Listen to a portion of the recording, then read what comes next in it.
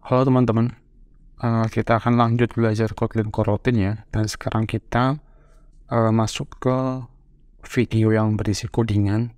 Jadi kita akan ngoding bareng-bareng di sini. Dan sebelumnya ada tagline dari Kotlin Coroutine yaitu "Don't block and keep moving" gitu. Ini tagline dari si Kotlin Coroutine-nya. Karena Coroutine itu nggak termasuk di dalam komponen utama Kotlin ya, dia itu sebuah ekstensi atau plugin yang opsional untuk kita pakai apa enggak gitu.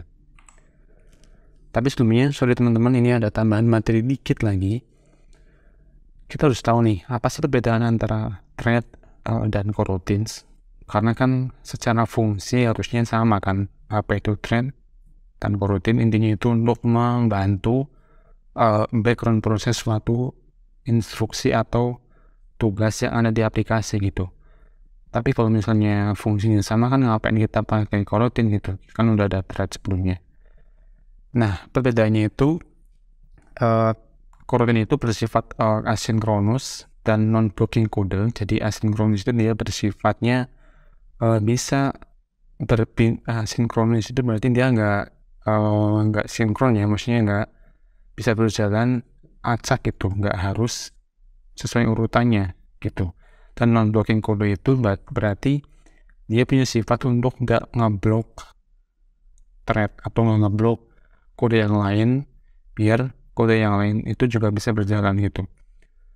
Terus thread itu Kotlin itu adalah thread yang punya versi ringan, contohnya gitu lah ya. Dia punya life cycle sama instruksi untuk si prosesornya sendiri. Kemudian Kotlin itu dijalankan di dalam thread, jadi dia adalah bagian dari thread yang ada di suatu proses gitu. Dan dia punya sifat yang tidak terikat, jadi dia bisa berpindah-pindah dari thread satu ke thread yang lainnya. Dan satu lagi, Kotlin itu punya sifat hanya satu instruksi yang dapat dijalankan pada suatu coroutines. Nah, ini adalah gambar sih yang mungkin sekiranya bisa menunjukkan teori tadi ya. Kalau teman-teman lihat di sini bisa proses A itu sama proses B. Di proses A terdapat dua thread, di mana di dalamnya itu ada beberapa coroutine. Proses B itu ada beberapa thread, tapi nggak ada coroutine-nya. Bisa dilihat di sini, coroutine-nya itu bisa berpindah-pindah di antara thread gitu. Dia bisa berpindah ke thread 2, ke thread 1, karena dia itu bisa bersifat dinamis gitu, seperti yang ada di teori sebelumnya kan. Jadi ini fungsinya untuk menghindari blocking code seperti tagline-nya tadi ya, non-blocking code and keep moving. Oke, itu teorinya ya. Kita akan mulai ngodingnya di sini. Tapi kemarin sih saya coba di IDE-nya untuk Kotlin ya, internet IDE-nya masih error nih teman-teman. Jadi mungkin video kali ini kita akan menggunakan Kotlin Play ya, play.kotlinlanguage.org versi webnya lah ya, gampangnya. Karena kemarin saya coba itu masih error sih di IDE Kotlin-nya, di internet IDE-nya. Tapi kalau teman-teman mau nyoba sendiri, silahkan di-implement dulu ya di Gradle-nya. Ya ini implementasinya untuk dependensinya. Nah, ini adalah contoh Kotlin coroutines ya. Kalau teman-teman lihat, ini sebenarnya kalau dilihat sih kayak fungsi Kotlin pada umumnya, tapi di sini ada tambahan run blocking sama launch dan delay. Ini fungsi dari Kotlin coroutine-nya. Jadi run blocking itu adalah coroutines builder, nanti mungkin akan kita paling bareng-bareng. Launch itu untuk membuat coroutine baru, dan delay itu suspending function yang bisa berjalan tanpa blocking thread gitu. Oke, mungkin kita coba bareng-bareng ya di Kotlin, di Play Kotlin. Coba kita ada sini, kita bikin dan baru, dan kita coba buka play.kotlinlanguage.org. Oke, ini saya udah pernah nyoba sebelumnya sih, tapi kita bikin dari awal. Pastiin teman-teman udah import dulu ya. Ini ada import coroutine-nya. kita bikin function main, terus dia akan run blocking code run. Nah, kalau di ini tuh agak susah sih, nggak ada yang membantu gitu, apa namanya, run blocking gini lah ya. Kalau di IDE nya kan dia punya apa sih, semacam yang ya gini nih saya lupa namanya apa, run blocking, terus kita tadi apa ya, launch ya, launch. Coba tunggu bentar, ada kasaran gitu, launch nggak ada loh. Yaudah nggak apa deh, kita tulis manual aja. Launch kita delay selama 1 detik. April lang. Oh bentar, ini CVN bener nggak? Oh bener. Printnya misalnya corotin. Terus baru kita coba di sini println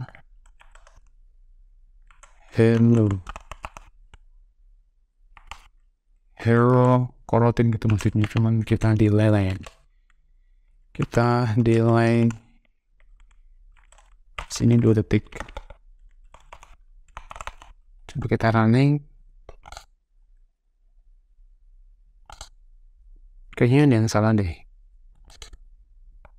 Oh ini tuh harusnya kita pindah ke atas deh kalau nggak salah.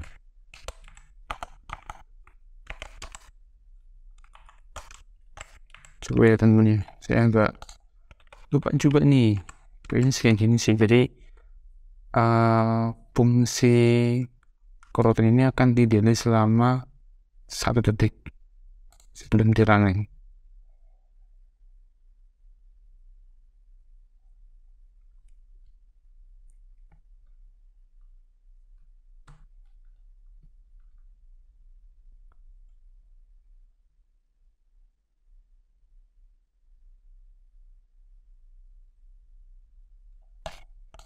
Apakah kayaknya gini deh, bentar, salah deh, gini kalian. Kalau gini gimana? Coba ya, kita running lagi.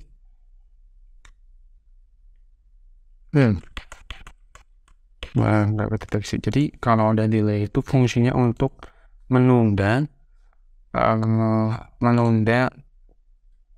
fungsi berikutnya gitu. Karena ini delay 1 detik, maka harusnya kan coroutine muncul dulu ya. Kalau kita keluarin di sini nih contohnya, dia akan di run seperti pada umumnya kan, coroutine baru hello. Tetapi kalau kita pindah fungsi println ini ke atas di dalam block launch punya coroutine ini, maka dia itu akan delay 1 detik, kemudian baru di compile ketika udah melewati waktu ini, waktu delaynya. Nah itu contoh dari coroutine yang fungsi delay tadi ya, suspending function. Mungkin semoga teman-teman paham ya. Kalau belum paham silahkan tanya di bawah aja, nggak apa-apa, nanti gue jelasin. Oke lanjut.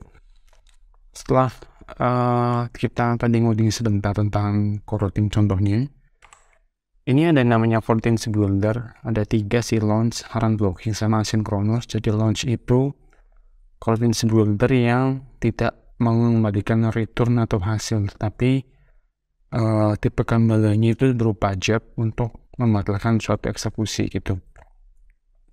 Kemudian ada run blocking sama asynchronous. Run blocking itu akan menjembatani blocking kode menjadi kode yang dapat ditangguhkan atau di delay gitu. Jadi run blocking itu akan memblokir thread dan menunggu coroutine yang akan berjalan itu selesai dijalankan kayak gitu. Kemudian ada asynchronous.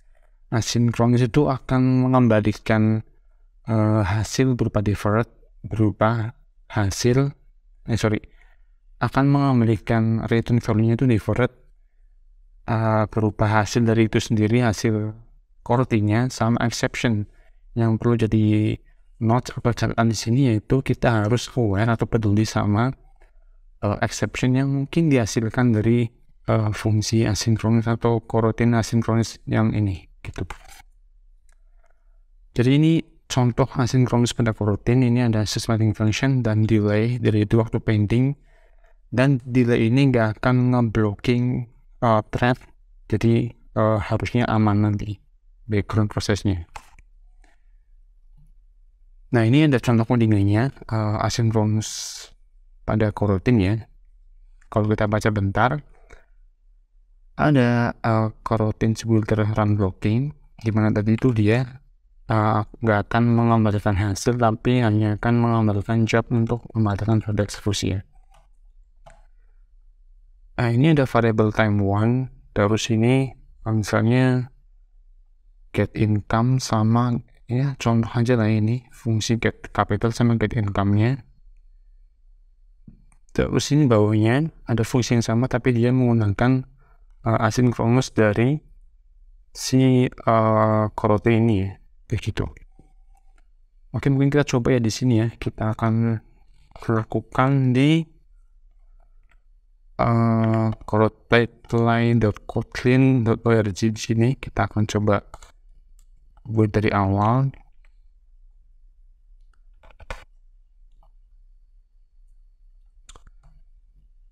Sebelah rumah.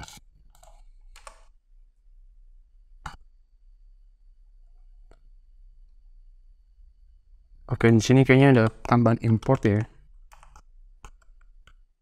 Import, tumben ada itunya.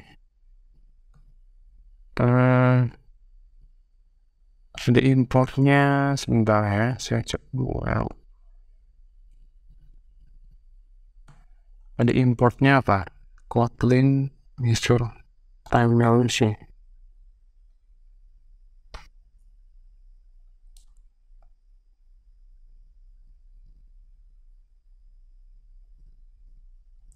Oke, coba kita tulis di sini Kotlin X apa? Kotlin dot system titik apa nih, measure. Nah, ini kita hapus saja. Oke, kalau udah, coba tadi di function main run blocking udah ya. Kita tuliskan di sini misalnya file time1 gitu, kita akan variable measure maintenance block ini time mills maksudnya, sorry. Kita bikin objek dan file misalnya capital dengan get capital itu enggak. Terus ini kita coba bikin variable baru file income sama dengan get income. Coba berulang hasilnya. Ini kita tanpa pakai asynchronous ya teman-teman. Your profit misalnya gini, your profit is, kita pakai concatenation income capital. Coba kita running dulu ya, ini benar apa enggak nih? Ini kelihatan nih function dan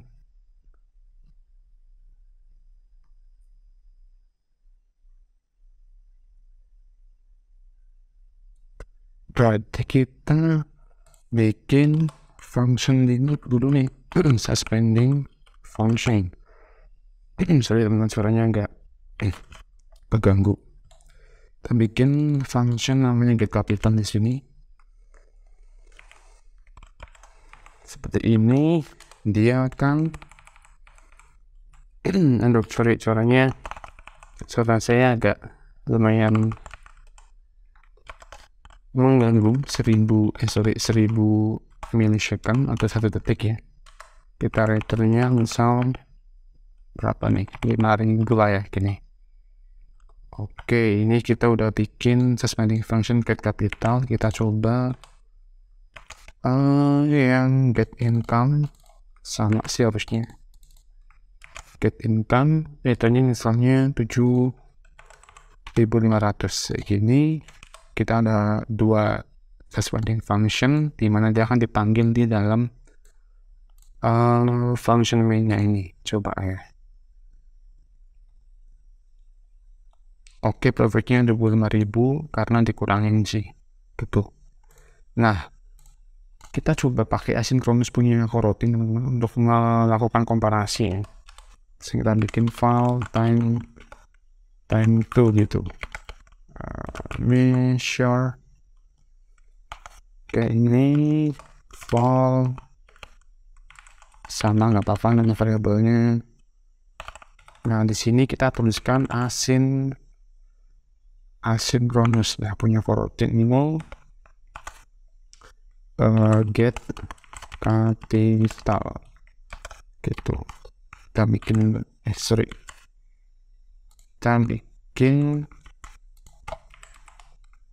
pas tidak cepat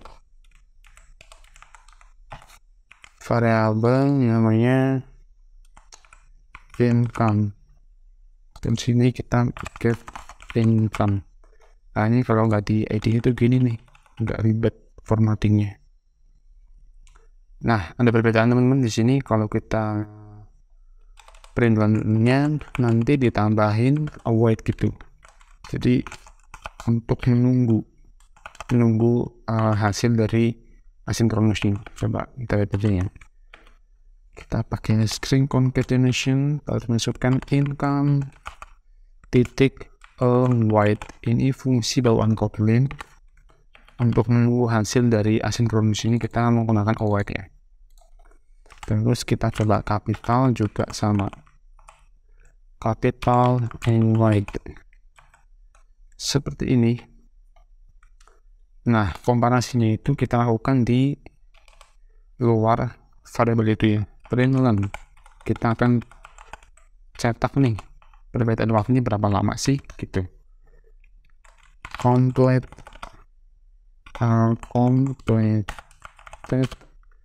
in misalnya time 1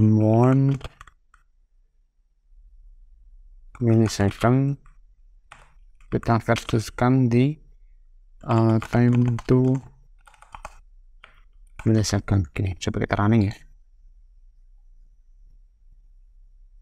Apakah benar? Ini agak lama nih, sebentar. Sebentar.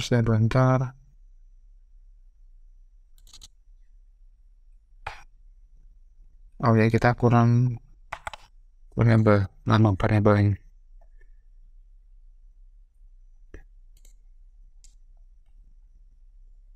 Nah, kalau teman-teman lihat di sini, kalau kita tambah fungsi asinkronus, dia akan butuh waktu 2 detik, dan kalau pakai asinkronus dia hanya butuh waktu 1 detik. Maka ada selisih waktunya itu lebih kurang ya sekitar 2 kali lipat lah ya, hampir 100% lebih kencang kalau kita pakai Kotlin coroutine yang di sini itu asinkronus ya gitu. Oke, kita balik lagi ke slide kita. Oke, mungkin itu ya teman-teman, ternyata udah selesai sih untuk video kali ini. Jadi kita udah belajar asinkronus pada Kotlin, dan kita nyoba Kotlin coroutine pada fungsi yang sederhana aja, karena yang penting teorinya teman-teman paham gitu. Oke, mungkin sampai sini video kali ini, dan sampai jumpa di video berikutnya. Jangan ragu tanya kalau ada yang kurang paham, dan dadah.